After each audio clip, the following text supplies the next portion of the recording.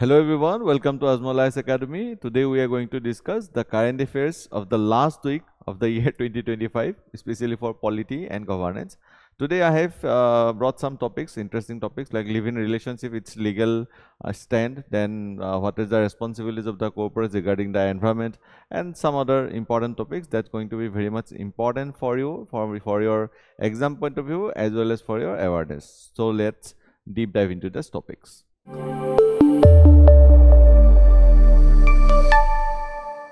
So the first topic is live-in relationship is not illegal, state must protect it. Okay यहाँ पे देखिए क्या है, इलाहाबाद हाई कोर्ट ने एक जजमेंट दिया है, इसमें ये बोला गया है कि live in relationship between two persons, live in relationship of a couple can not be considered as illegal because देखिए ये पुट्टास्वामी जजमेंट जो था राइट टू प्राइवेसी के अंदर, उसमें भी right to choose your own partner वो भी राइट टू प्राइवेसी के अंदर आ जाता है। तो इसीलिए मतलब लिव इन रिलेशनशिप तो इलीगल है नहीं, लेकिन इलाहाबाद हाईकोर्ट ने क्या बोला है कि लिव इन रिलेशनशिप तो इलीगल है नहीं, लेकिन उसके ऊपर भी state has to protect those couples which are facing some harassment from the police authorities or some any kind of authorities.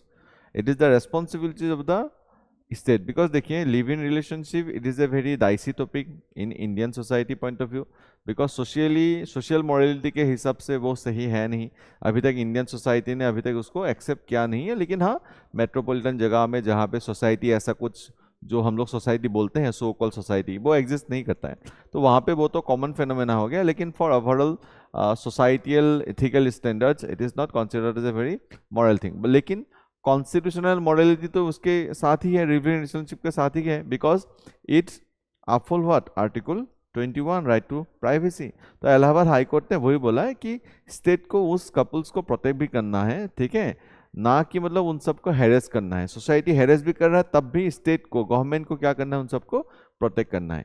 सिर्फ अलाउ करने से नहीं होगा, you have to provide what protection. Allahabad high court ने वही बोला, इसीलिए this is in news. The court reiterated that unmarried status can not be ground to deny constitutional protection, क्योंकि ये आर्टिकल 21 के अंदर आता है। भाई मैंने बोला है article 21 right to life and personal liberty के अंदर राइट टू प्राइवेसी भी है। वो right to privacy case Puttaswamy judgement ने दिया गया था, उसी को एक्सपांड करते हुए right to choose your own partner भी आर्टिकल 21 के अंदर आ जाता है। Article 14 equality before law, protection can not be denied based on marital status. आप मैरिड हो कि नहीं हो इसके बेसिस पे थोड़ी ना आर्टिकल 14 एप्लीकेबल होगा, ये तो सबके लिए होगा, है ना। Article 19 clause 1 judicial expanded freedom of expression include choice of partner.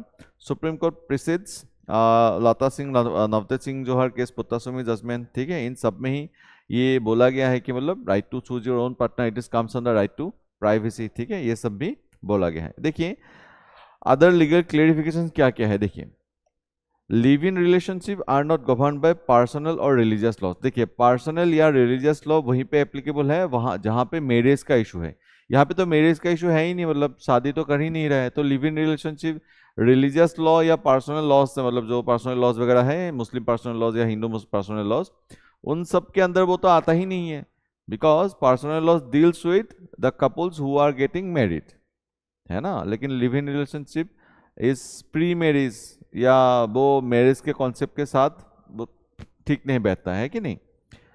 The state has a positive duty to ensure safety not merely refrain from interference. मतलब स्टेट रिफ्रेन कर ले, इंटरफेरेंस ना करे, ऐसा तो नहीं हो सकता। स्टेट को पॉजिटिवली उन सबको क्या करना चाहिए, प्रोटेक्शन करना चाहिए, ठीक है। ये इसका सिग्निफिकेंस क्या है, देखिए इस जजमेंट का सिग्निफिकेंस ये है कि कॉन्स्टिट्यूशनल मॉरलिटी को अपील करता है, इंडिविजुअल ऑटोनॉमी को अपील करता है, ठीक है। State accountability is aligns with this judgement, ठीक है। तो वही था।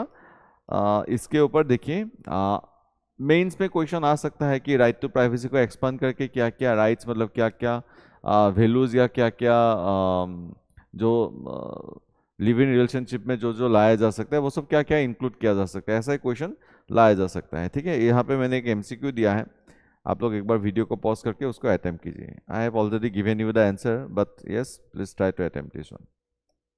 Then next topic is winter session of parliament includes high productivity. देखिए अभी अभी विंटर सेशन खत्म हुआ है पार्लियामेंट का, ठीक है। वहाँ पे प्रोडक्टिविटी देखा गया है कि बहुत अच्छा हुआ है। मतलब प्रोडक्टिविटी मतलब क्या, पार्लियामेंट्री प्रोडक्टिविटी मतलब क्या कि जितना टाइम एलोकेटेड था फॉर डिबेट एंड डिस्कशन उससे ज़्यादा ही डिबेट डिस्कशन हुआ है, उससे ज़्यादा टाइम एलोकेट किया गया है, मतलब एलोकेट नहीं, एलोकेट तो जितना किया गया था उतना ही है, लेकिन उससे ज़्यादा टाइम यूटिलाइज किया गया है फॉर डिबेट्स एंड डिस्कशन। ठीक है, इसीलिए लोकसभा में 111% मतलब प्रोडक्टिविटी हुआ है। मतलब 100% अगर टाइम एलोटेड था तो 11% time has been more used for debates and discussions. ठीक है, वही ये आर्टिकल है।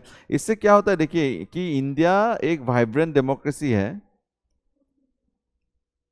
इस कॉन्सेप्ट को आप क्या कर सकते हो, प्रूफ कर सकते हो। ठीक है, मतलब देखिए मैंने ही शायद 3 या 4 हफ्ते पहले आप लोगों को एक टॉपिक डिस्कस किया था कि how our democracy is being declining. ठीक है, इसको मतलब आपको सब्सटेंशिएट करने के लिए you need to use lot of examples, but when you need to substantiate कि our democracy is a vibrant democracy, we are not flawed democracy, हमारा डेमोक्रेसी बहुत मतलब पैरामीटर्स में अच्छा कर रहा है, तब ये आर्टिकल में जो डाटास वगैरह दिया गया है ये सबको आपको यूज कर सकते हो। You can use this datas in your mains specially. Okay, तो क्या क्या है देखिए।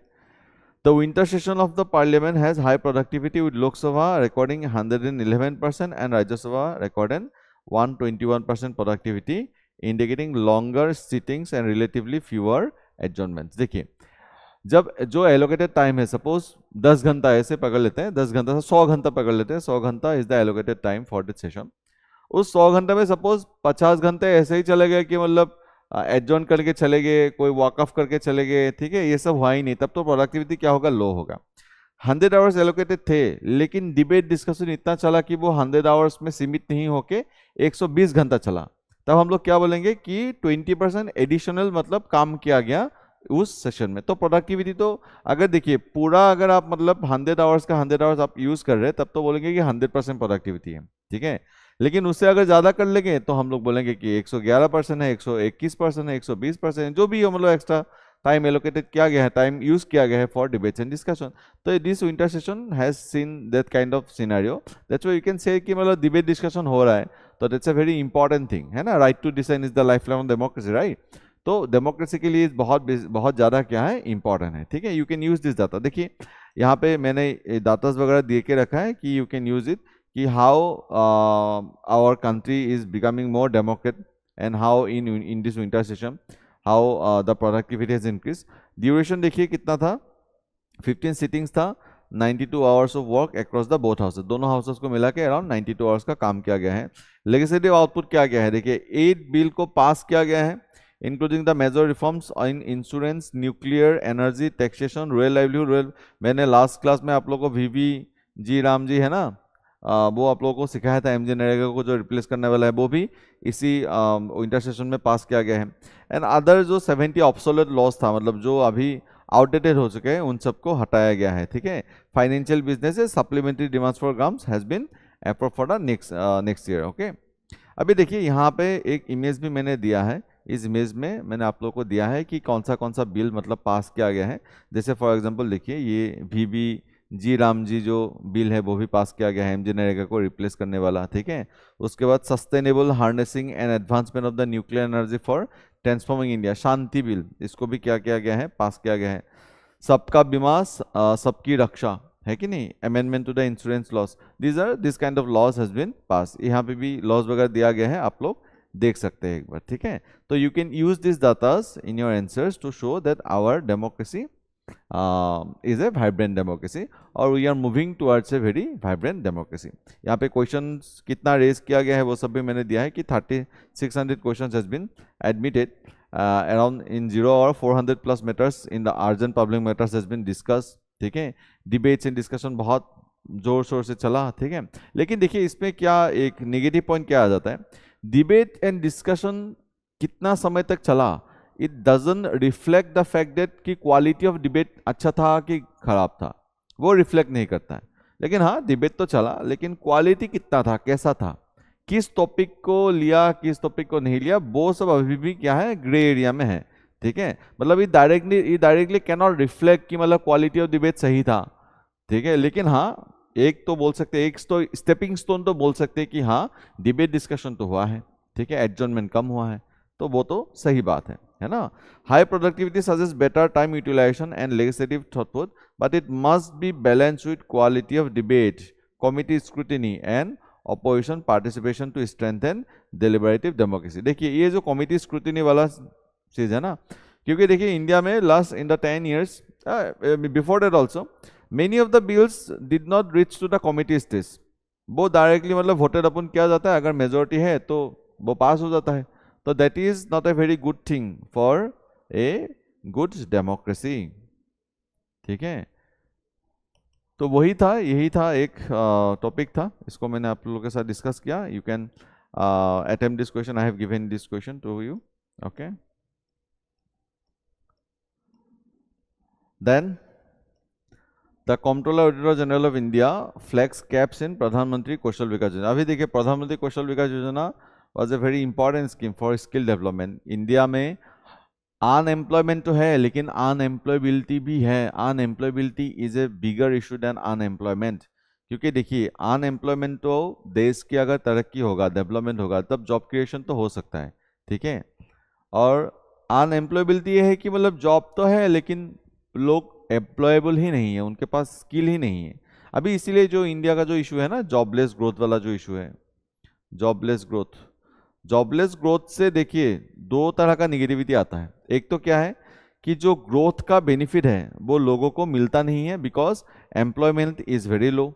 जॉबलेस ग्रोथ से और एक इशू क्या आ जाता है, इनइक्वालिटी, क्योंकि बहुत कम लोग ही होंगे जो ग्रोथ में पार्टिसिपेट करेंगे, उन सबको इकोनॉमिक बेनिफिट मिलेगा, लेकिन जो लोग ग्रोथ में पार्टिसिपेट नहीं कर पाए उन सबको तो बेनिफिट नहीं मिलेगा। तो it will also increase the inequality. लेकिन ये कॉम्प्लेक्स इशू कैसे बन गया है, because many number of youths, actually more than 50% according to the Niti Aayog, are unemployable. Unemployable का मीनिंग क्या है कि वो सब लायक ही नहीं है, वो सब लायक ही नहीं है काम के लिए। अगर काम आए भी तब भी वो सब नहीं कर सकते because they are not skill. उसी प्रॉब्लम को सोल्व करने के लिए प्रधानमंत्री कौशल विकास योजना लाया गया था, तो इसके खिलाफ। लेकिन उसी में भी अभी कैग ने बताया है कि मतलब उसमें भी करप्शन हुआ है, घूस बेनिफिशियरीज निकला है। ठीक है, जो कैंडिडेट्स को पेमेंट करना था वो पेमेंट भी नहीं हुआ है। तो वो सब there are some irregularities that is been found in this scheme implementation. तो उसी के ऊपर वो डिस्कशन है, एक बार देख लेते हैं क्या है। देखिए, the CAG has highlighted serious shortcomings in the implementation of the PMKVY 2015 to 2022 तक। ठीक है, इट इज ए, मैंने बोला it is a flexible skill development program. ठीक है, क्या क्या फाइंडिंग्स मिला है कैग को, financial and data irregularities, use of dummy bank accounts, ghost beneficiaries मतलब, ठीक है, duplicate beneficiaries, pending payments to over 34 lakh candidates,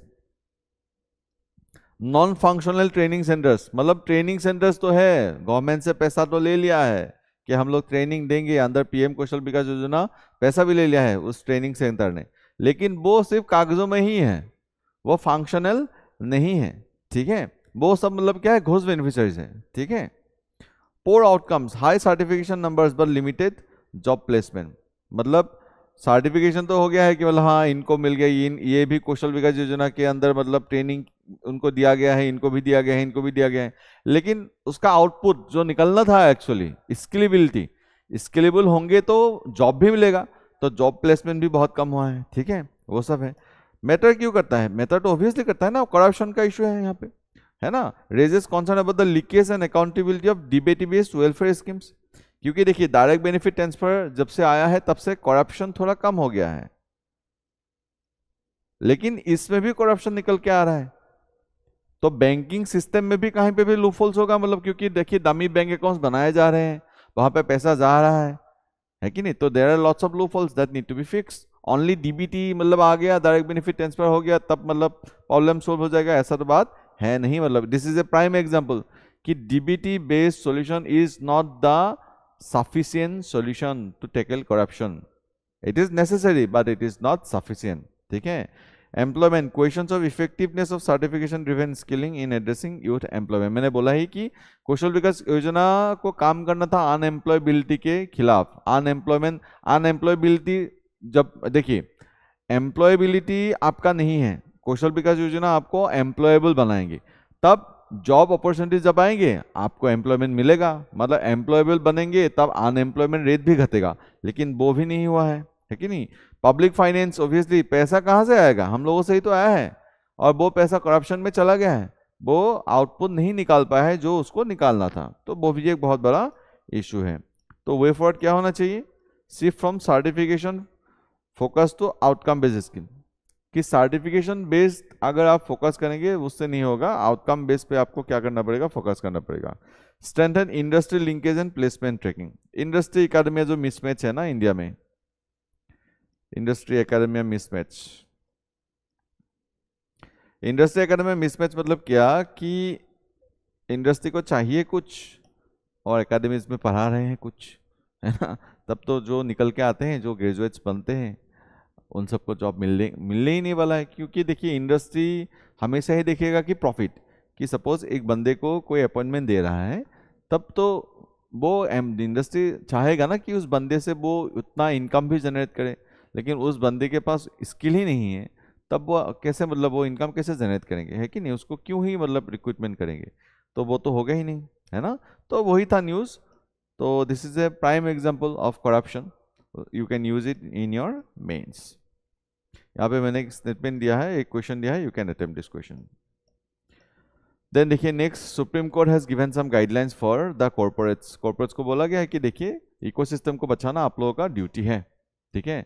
corporate social responsibility तो है ही, वो उससे तो आपको एनवायरमेंट सस्टेनेबल तरीके से ही आपको काम करना है, लेकिन for overall development you cannot exploit the environment. आप जो ओवरऑल काम भी करेंगे ना, उससे भी आप एनवायरमेंट को क्या नहीं कर सकते हो, हार्म नहीं कर सकते हो, ठीक है। कुछ कुछ प्रिंसिपल्स भी मैं आप लोगों के साथ डिस्कस करूंगा, जैसे पोल्यूटर्स पे प्रिंसिपल, ये सब है, वो सब हम लोग डिस्कस करेंगे। देखिए ये क्यों, मतलब हियरिंग कब हुआ था, क्यों ग्रेट इंडियन बस्टर्स के जो प्रोटेक्शन का जो इशू था उसको लेके एक केस चला था सुप्रीम कोर्ट में। तो सुप्रीम कोर्ट ने उसके ऊपर ही मतलब एक जजमेंट दिया है। Supreme court held that corporates have a constitutional duty to protect the ecosystem. You can use it, okay? You can use it in your mains. जब भी environment protection का बात आए, you can use it. The court clarified environmental protection is an integral part of the corporate social responsibility, not a voluntary or charitable activity. ऐसा नहीं है कि आपको करने का मर्जी होगा तभी आप करेंगे, नहीं, it is a compulsory exercise, ठीक है। corporate social responsibility तो आपको करना ही है, ठीक है। उसके साथ आपको एनवायरमेंट को भी क्या करना है, प्रोटेक्शन देना है। ये ऑब्जर्वेशन क्या क्या है देखिए, corporates are important actors in environmental governance, not mere profit making entities. Economic activity must operate within the ecological limits. ऐसा नहीं कि आप इकोलॉजी को खत्म कर देंगे प्रॉफिट के चक्कर में, ठीक है, कि मतलब महात्मा गांधी बोलते हैं ना कि earth is enough for everyone's need but not for everyone's greed, है ना। ग्रीडी मत बनिए, अगर ग्रीडी बनेंगे तब तो कुछ भी लिमिट है नहीं। Environmental degradation can not be justified on the grounds of development और इन्वेस्टमेंट, ऐसा तो नहीं हो सकता है। ये जो पक्षी है, इस पक्षी के बारे में भी थोड़ा आप लोग जान लीजिएगा। ये IUCN में क्रिटिकली एंडेंजर्ड है। This is very important actually bird. Constitutional legal basis क्या क्या है, तो देखिए यहाँ पे 3 प्रिंसिपल्स मैंने दिया है। एक है पोल्यूटर्स पे प्रिंसिपल। यहाँ पे क्या है कि एक इंसान जितना पेमेंट मतलब पोल्यूट करता है उसी को उसका मतलब उसको पेमेंट करना पड़ेगा। मैंने आपको कार्बन टैक्स के बारे में बताया था, this is considered as sin tax, कि आप पोल्यूट कर रहे हैं तो आपको ही पे करना पड़ेगा। तो पोल्यूटर्स पे प्रिंसिपल वही बोलता है कि अगर you are doing the pollution then you have to pay for it, ठीक है, वो सीधी बात है। उसके बाद प्रिकॉशनरी प्रिंसिपल क्या है कि suppose for example you are doing an activity that does not directly scientifically prove that कि आपने जो एक्टिविटी किया है उससे एनवायरमेंट को हार्म होगा ही, वो साइंटिफिक प्रूफ है नहीं, but it may harm the environment, तो आपको फिर भी प्रिकॉशनरी एक्शंस मेजर्स लेना पड़ेगा, ठीक है। इसी को क्या बोलते हैं, प्रिकॉशनरी प्रिंसिपल, ठीक है। उसके बाद पब्लिक ट्रस्ट डॉक्ट्रिन, इसमें क्या बोलता है कि देखिए स्टेट के पास ये रिस्पॉन्सिबिलिटी है to protect the environment for the present generation as well as for the future generation. क्योंकि देखिए वाइल्ड लाइफ हो गया, कोस्टल एरियाज हो गया, फॉरेस्ट लाइफ हो गया, ठीक है, इन सबको प्रोटेक्शन देने का काम किसके पास है, स्टेट के पास है। तो स्टेट के पास ही ये रिस्पॉन्सिबिलिटी है to protect the environment for the present generation as well as for the future generation, okay. तो देखिए सिग्निफिकेंस यहाँ पे क्या क्या है कि कॉर्पोरेट अकाउंटेबिलिटी इसको स्ट्रेंथन करता है कि नहीं, they support the species conservation and sustainable development. Climate action के साथ आप लोग इसको लिंक कर सकते हो, जो SDG 13 है ना, climate action. Expand the scope of fundamental duties beyond individuals, क्योंकि देखिए फंडामेंटल ड्यूटीज तो हम लोग को पता है, that is for specifically for the citizen. Fundamental duties are not directed not only for the individuals but also for the corporates. Okay, उन लोगों के पास भी क्या है, एक ड्यूटी है to protect and respect the environment. ठीक है, आगे बढ़ते हैं. यहाँ पे एक मैंने क्वेश्चन दिया है, please attempt this question by pausing this video. Okay, you may have seen the answer because I have already scrolled it down, लेकिन ठीक है. नेक्स्ट टॉपिक हम लोग डिस्कस करते हैं, child trafficking A deeply disturbing reality, supreme court has mention it. ठीक है, child, देखिए इसमें एक्चुअली क्या हुआ है कि जो इन्वेस्टिगेटिव जो मतलब मेथड है उनके ऊपर सुप्रीम कोर्ट ने कुछ मतलब जजमेंट्स दिया है. ठीक है, कि मतलब चाइल्ड ट्रैफिकिंग जो होता है उससे बहुत लोग मतलब छूट भी जाते हैं because of some legal loopholes. तो उन्हीं सबको थोड़ा मतलब नेचुरल जस्टिस को थोड़ा मतलब लाने के लिए सुप्रीम कोर्ट ने कुछ जजमेंट्स वगैरह दिया है, वही हम लोग देखते हैं. देखिए, supreme court of India while adjudicating a child trafficking and sexual exploitation case describe child trafficking as a deeply disturbing reality in the country. मतलब child trafficking इंडिया में हो रहा है and that is a very tragic reality for India. ठीक है, deeply disturbing reality. You can use these quotes. You can use these quotes in your introduction. अगर child trafficking के ऊपर कोई क्वेश्चन आता है, you can use this. Okay, in conclusion also you can use it. The court laid down the important principles how courts must assess the evidence of trafficked children. मतलब court को कैसे देखना चाहिए एविडेंस को, क्योंकि देखिए एविडेंस आर जनरली आर्टिकल 14 जो है ना, करेक्टिव जो जजमेंट है, जुडिशरी है, करेक्टिव जुडिशियल सिस्टम जो है, उससे मतलब जो कागजों में लिखा गया है वही मान के चलते हैं. It doesn't run on the emotions. लेकिन यहाँ पे सुप्रीम कोर्ट ने बोला है कि देखो तो किसने विटनेस दिया है, किसके साथ क्या हुआ है. ठीक है, तो सुप्रीम कोर्ट ने क्या बोला है कि देखिए minor inconsistencies in a child victims testimony cannot be a ground for rejection as trauma effects recall and narration. एक बच्चे के साथ जो ट्रॉमा हुआ है उसके वजह से उनका जो रिकॉल था, उनका जो मतलब टेस्टिमोनी था, उसमें थोड़ा वेरी हो सकता है, क्योंकि देखिए वो चाइल्ड ऑलरेडी एक ट्रॉमा से गुजरा है, तो वो शायद वो नरेट अच्छी तरह से ना कर पाया हो, इसकी वजह से मतलब उसका जो मतलब स्टेटमेंट है उसको आप मतलब खारिज कर देंगे, ऐसा तो हो नहीं सकता है ना. तो सुप्रीम कोर्ट ने बोला कि इंटेंशन देखिए, माइनर अगर इनकॉन्सिस्टेंसीज हो रहा है तब कोई बहुत बड़ा बात है नहीं, you need to accept the statement of that minor. ठीक है, a traffic child must be treated as a injured witness not as an accomplice. ठीक है, the conviction can be based on solely on the testimony of the victim. ठीक है, मतलब हमेशा ही नहीं होगा लेकिन हो सकता है. सुप्रीम कोर्ट बोल रहा है कि it may lead to what, conviction of that criminal only on the basis of what, the testimony of the minor. ठीक है, उसके बाद court must prevent secondary victimization during investigation and trial. क्योंकि देखिए विक्टिमाइजेशन जब भी होता है तब भी वो चाइल्ड फिर से वो ट्रॉमा में चला जाता है, क्योंकि उसके साथ जो मतलब एक हादसा हुआ है उसको फिर से वो याद आ जाता है, मेंटली वो डिस्टर्ब हो सकते हैं कि नहीं. तो विक्टिमाइजेशन नहीं होना चाहिए, सेकेंडरी विक्टिमाइजेशन नहीं होना चाहिए.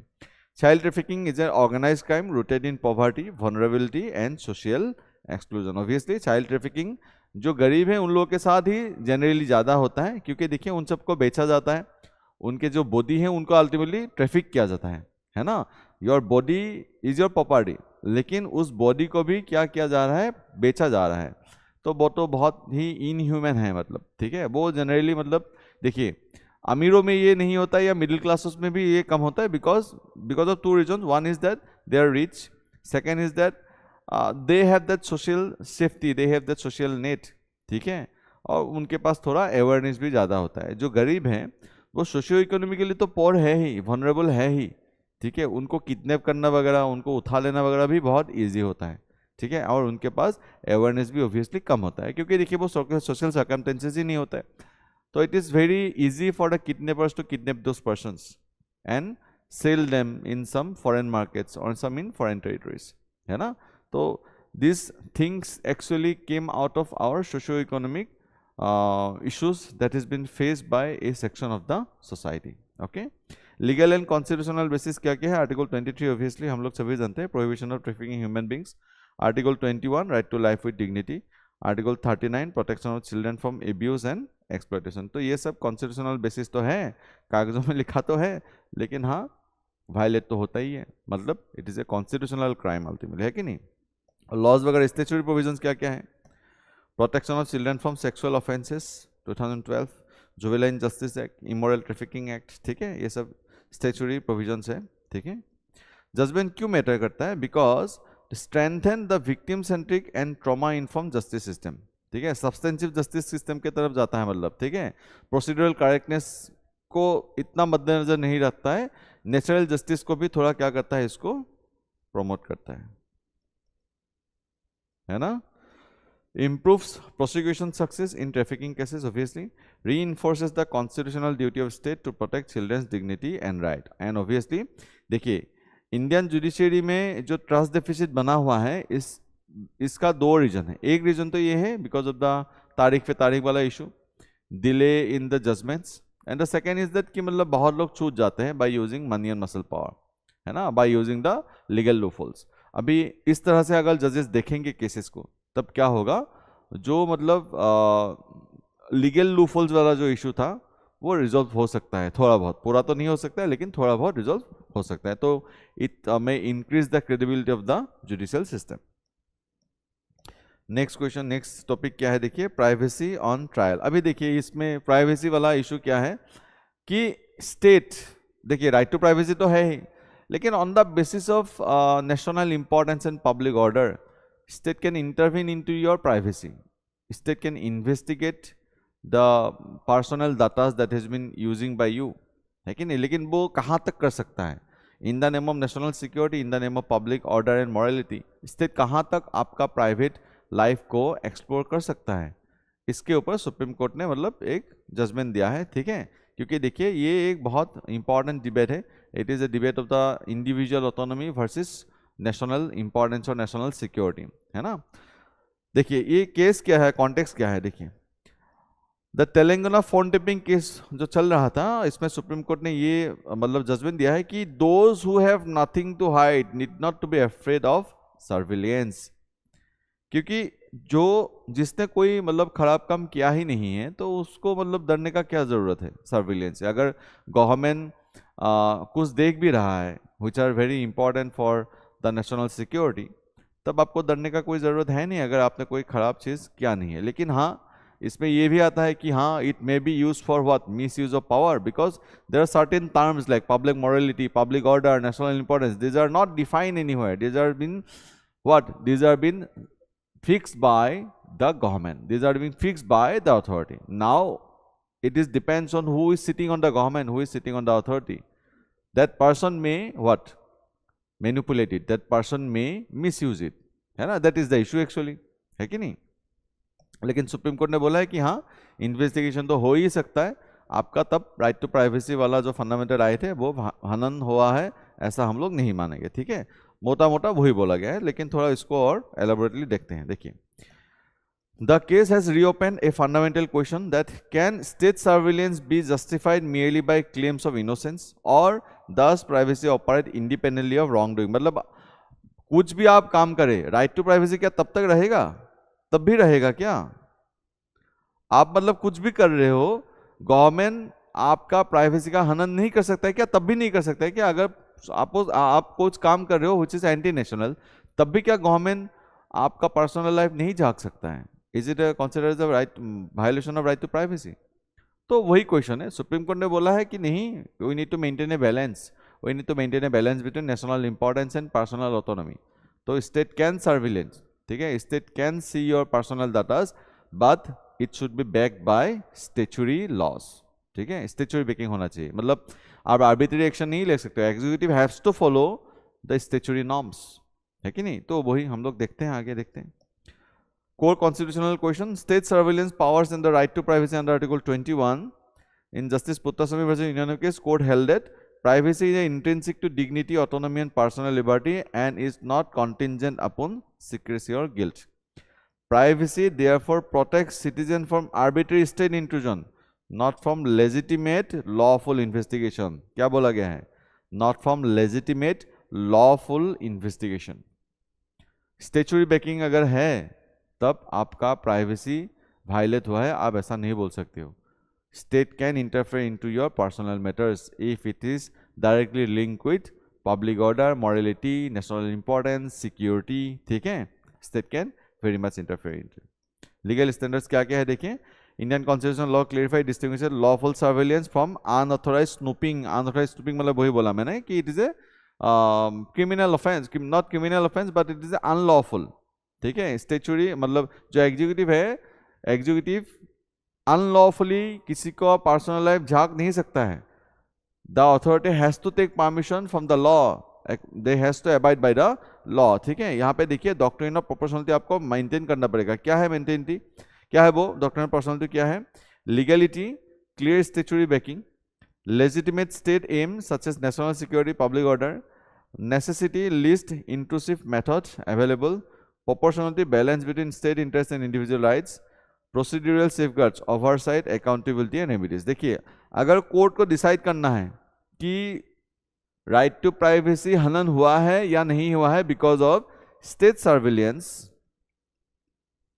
स्टेट ने जो सर्विलियंस किया है on the name of national importance और पब्लिक सिक्योरिटी, तब जुडिशरी ये डॉक्ट्रिन ऑफ प्रोपोर्शनलिटी वाला प्रिंसिपल फॉलो करके जजमेंट देगा।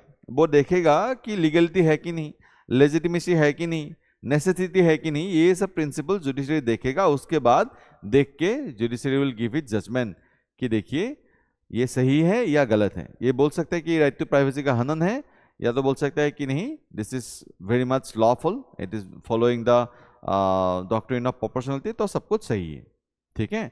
तो वही जजमेंट है, तो सुप्रीम कोर्ट ने वही बोला गया है।